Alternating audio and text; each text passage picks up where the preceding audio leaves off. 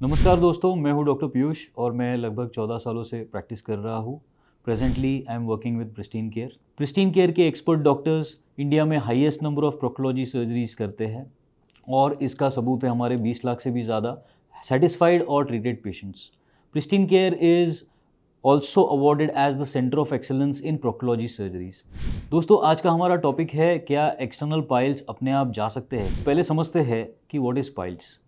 Piles यानी कि dilated या सोलन रेक्टल या एनल वेन्स, जिसमें कि सिम्टम्स ये रहते हैं कि गुद्दद्वार के पास में मस्सा बन जाता है या स्वेलिंग बन जाती है। एक्सटर्नल पाइल्स मतलब क्या है? एक्सटर्नल पाइल्स मतलब जो पाइल्स का मास एनल कैनाल के या गुद्दद्वार के बाहर रहता है उसे एक्सटर्नल पाइल्स कहा जाता है। सो दोस्तों, सबसे पहले तो समझते हैं कि पाइल्स में कितने ग्रेड्स रहते हैं।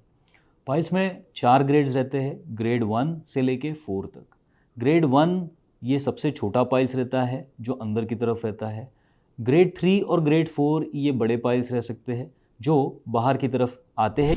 पाइल्स में सिम्टम्स क्या रहते हैं या क्या दिक्कत होती है? सिम्टम्स रेंज करती है, किसी किसी को ब्लीडिंग होता है जो कम मात्रा में या बहुत ज़्यादा मात्रा में भी हो सकता है। किसी को दर्द होना, इचिंग होना या बर्निंग सेंसेशन होना या मोशन करने के बाद या मोशन करते वक्त कुछ मस्सा गुद्दद्वार से बाहर निकलना, बाहर निकल के अपने आप अंदर चले जाना या उंगली से अंदर डालने की ज़रूरत पड़ना या उंगली से डालने के बाद के बावजूद भी वो मस्सा अंदर नहीं जाए। ये कुछ सिम्टम्स रहते हैं जो पाइल्स में देखे जा सकते हैं। अगर ये पाइल्स का साइज़ छोटा है तो उसमें सिम्टम्स ये रह सकते हैं कि मोशन करने के बाद उस पाइल्स के मस्से में सूजन आती है जो दिन भर के बाद धीरे धीरे कम होती है।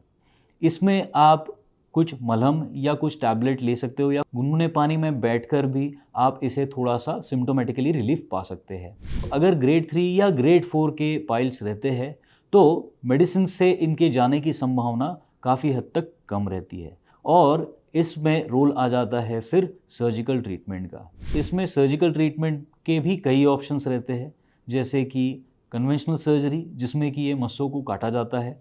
काटने के बाद वहाँ पे रॉ एरिया रहता है जो आपको दर्द दे सकता है और हीलिंग में लंबा समय ले सकता है। दूसरा रहता है दोस्तों लेज़र ट्रीटमेंट और स्टेपलर सर्जरी।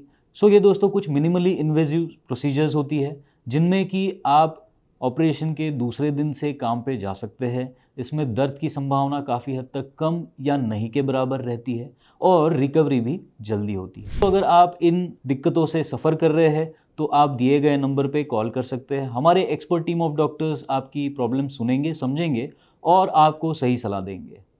दोस्तों, मिलते हैं नेक्स्ट वीडियो में। धन्यवाद।